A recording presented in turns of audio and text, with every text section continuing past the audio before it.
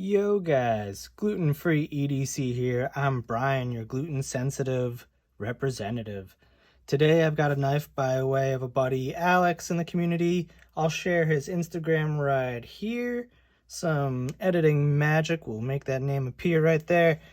Thank you, dude, for sending this along. I was just asking him about the knife, and he was kind enough to offer it up for me to check out and use for the channel. So super cool, man. Thank you. Really appreciate that. Check him out. He's got some fantastic knives. The dude's got an amazing collection. So on to this knife. This is, as you can see, a Clark Handmade Knives knife. Comes in this really cool, like, pelican type case. The maker is Mitch Clark. He is out of South Africa. It seems that the makers out of South Africa tend to have pretty nice cases, in my experience. I know Tice Meads has upgraded his packaging as of recent, so he's going crazy. The Bulls have really nice pouches. Anton, yeah, the list could go on.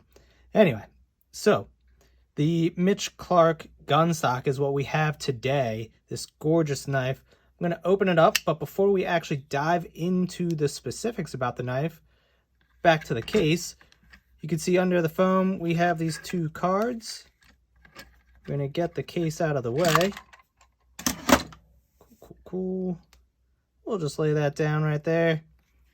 So, first we have Clark Handmade Knives. That's his Instagram handle. Check this dude out. So, he's into finance. I know that's what he's doing for his main gig. He's making knives on the side right now, which seems impossible because, as you're going to see in this video, the dude's making knives that are second to none. He's making some of the nicest knives that I've ever handled. You got his Gmail as well. Clark Handmade Knives, again, out of South Africa. His books are closed currently, but yeah, if you can snag one off the secondary, or if you can snag one directly from him somehow through a show, maybe. He does go to Blade Show Atlanta. I know he intends to be there again this coming year in 2024. I believe it's June 7th through June 9th when that comes. So, yeah, if you can get one, fantastic. His knives are ridiculous. So here is the COA. You have the Gunstock, that's the model, a 3.4 inch. He also does, I don't know if he does a 3.3 inch, but he just came out with a 3 inch as well, which is really cool. Weight of this one is 3.6 ounces. He's achieving that because he's using carbon fiber on this one. So handle, you've got grade 5 titanium liners, clip, as well as back spacer. Yeah, and then there's the fat carbon side cut carbon fiber. Epic scales. The liners are blasted with satin chamfers. We'll get to that as well. What's really cool is you flip this guy over. He's got more stuff going on. So he's got Bowler M390, deep cryo treated 3 times temper. Who's putting that on their COA? Fantastic to have that level of detail, I think. And again, that's all at 63 HRC.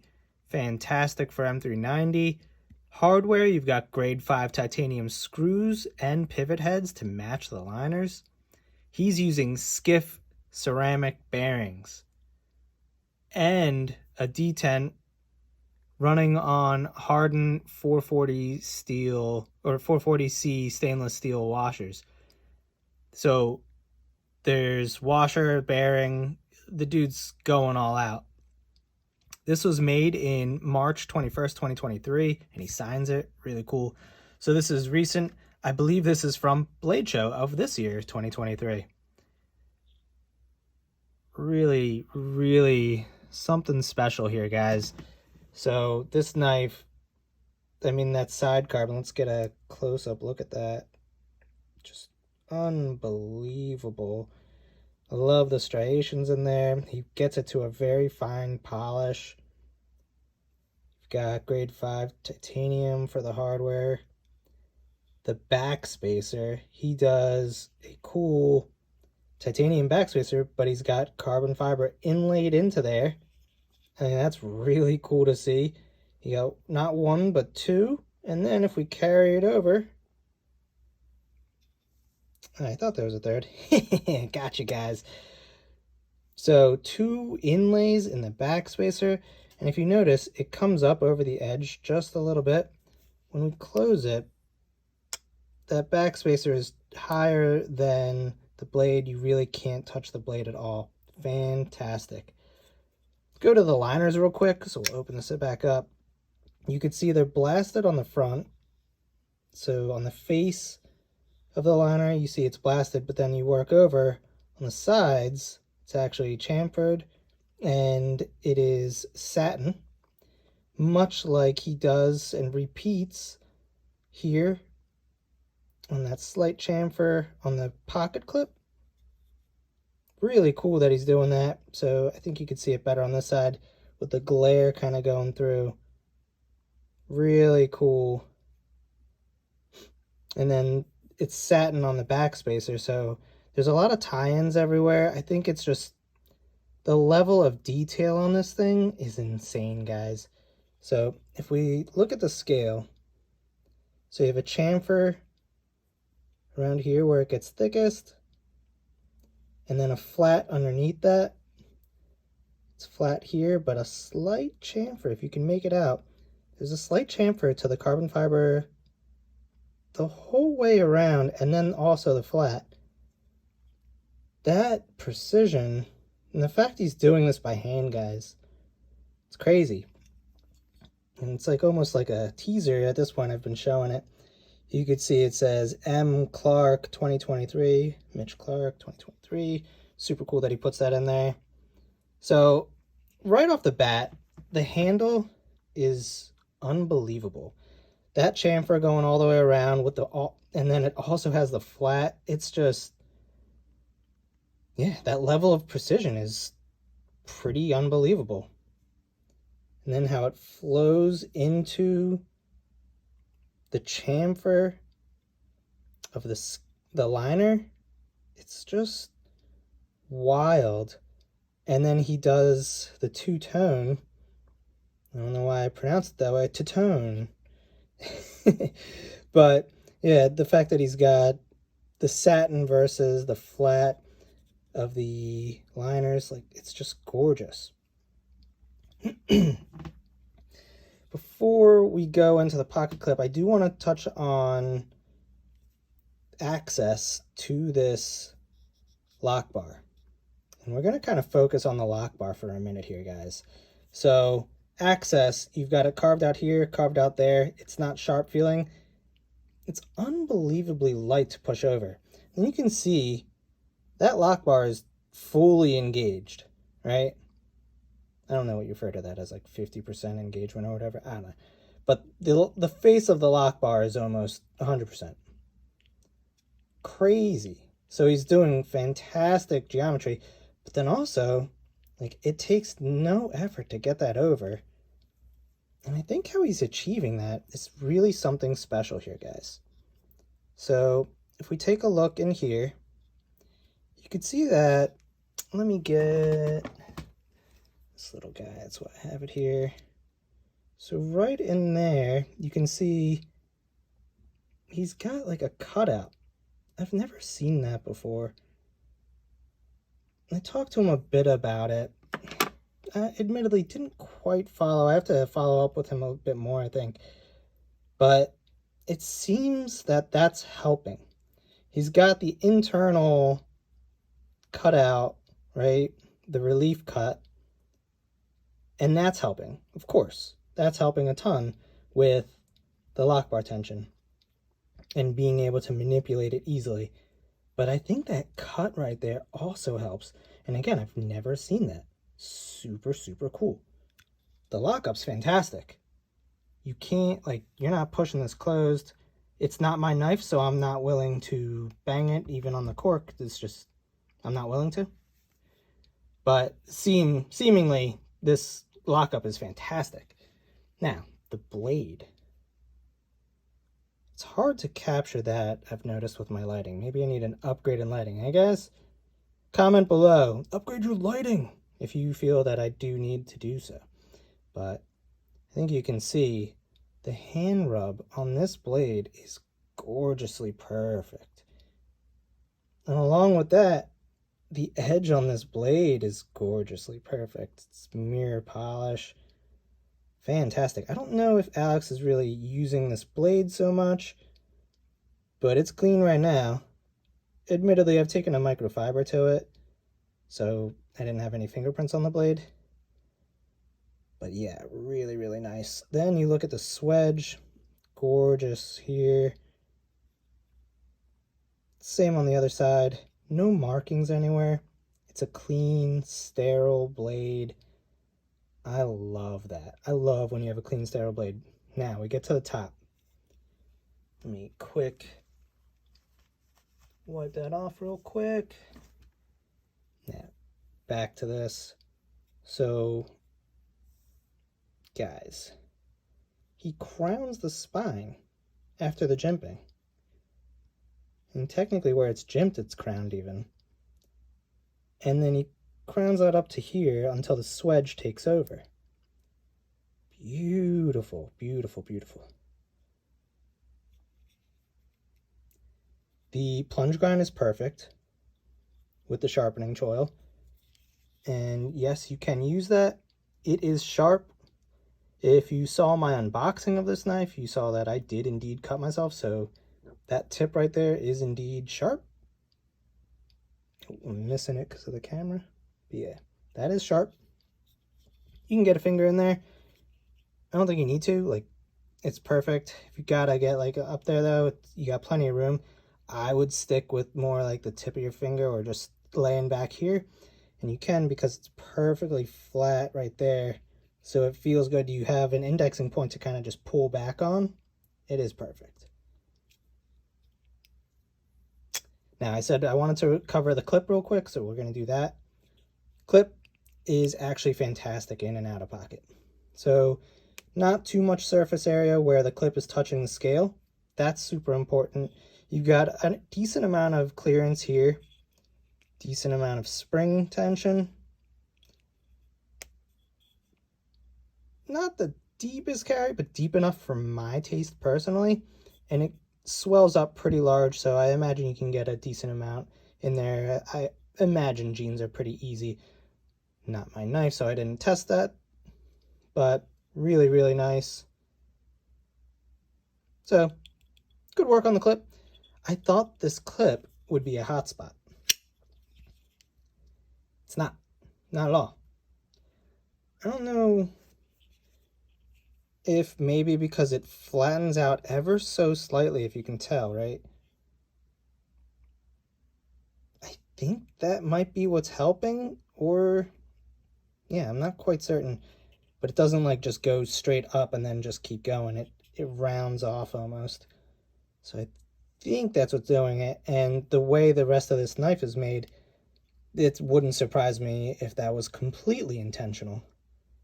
Because this knife just screams a level of precision and attention to detail. So, really decent pocket clip. Onto the action.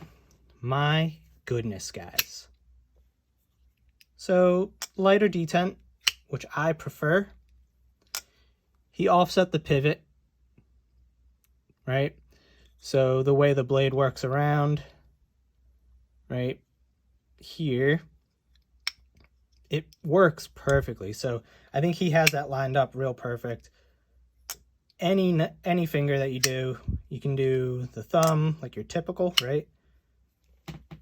You can do your index as though it were the thumb, index over the top. It all works really well. And then, really fall shut, guys. I mean, come on. So it's just unbelievably smooth the whole way. There feels to be a detent ramp. It's not difficult to get it over there. Boop. And then, yep. Yeah, so really, really nice. The action's crazy. The jimping is what's up. This jimping is fantastic, guys. So you can see really, really nice tight jimps going in there. Somewhat sharp, but they're too shallow to actually feel sharp. So what that does is it catches perfect. The jimping goes up and over pretty far. It's another thing that I like to see, because you can really just get a decent purchase from anywhere you're trying to deploy this. So could kind of go more from the top. As long as I put some pressure on the top and do it, cool. If I go more from the bottom, yep, can slow roll it almost. I mean, you can slow roll it, right, if you really wanted to. So action is just fantastic, guys. I love everything about this knife. The ergos on it are really, really nice. It does kind of remind me of a... it doesn't really. I was going to say it kind of reminds me of a 520. It really doesn't.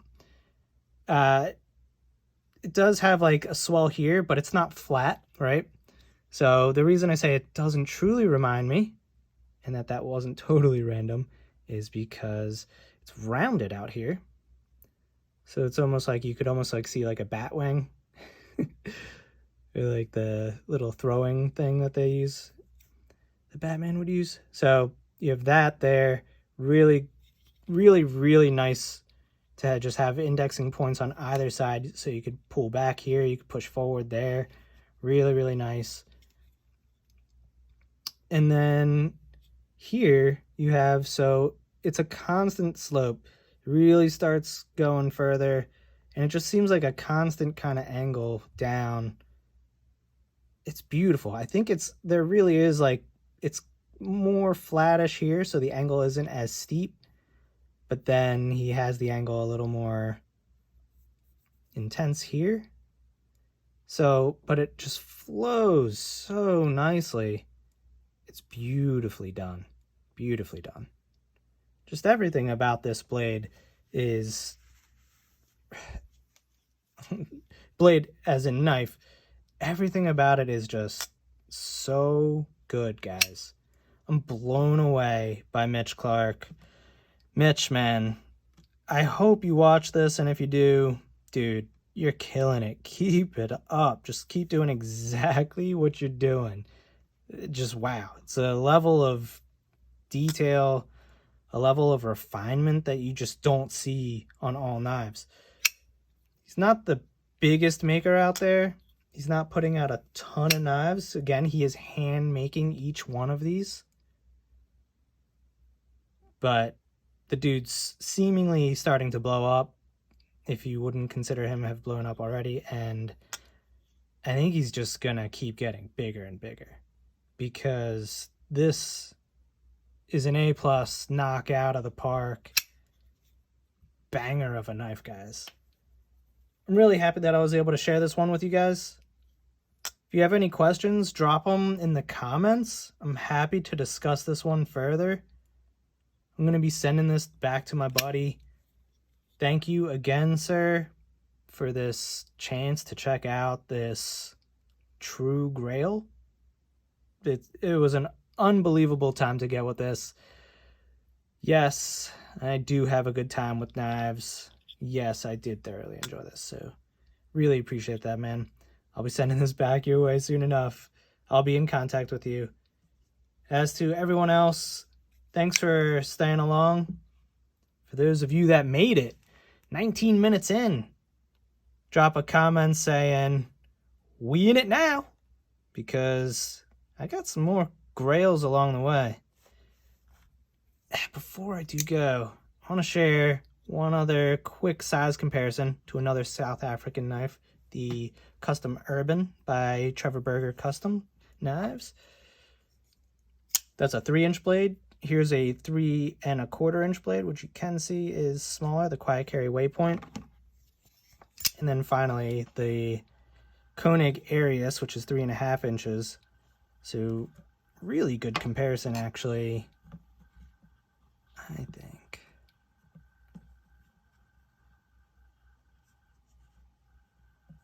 Yeah, so it's between all of these knives, right? Like Conigarius is bigger at 3.5 inches. Quiet Carry Waypoint at 3.25 inches, smaller than the 3.4 inch Gunstock. Overall length, by the way, for those that want to know, 7 11/16 inches is where I got it to. Exactly. By my measurement. So that's it, guys. Put it right next to the other South African Trevor Berger Custom Urban. It's been real. Thanks for tagging along. Hope you have a good rest of your day or evening. Take care.